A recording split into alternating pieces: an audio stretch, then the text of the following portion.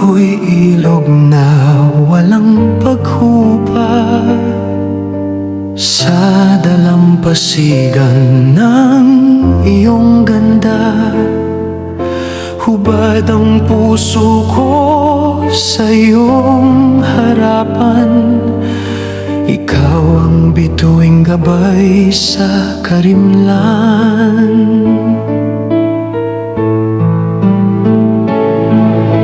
Tamis ng iyong tinig, tila pulot pukyutan.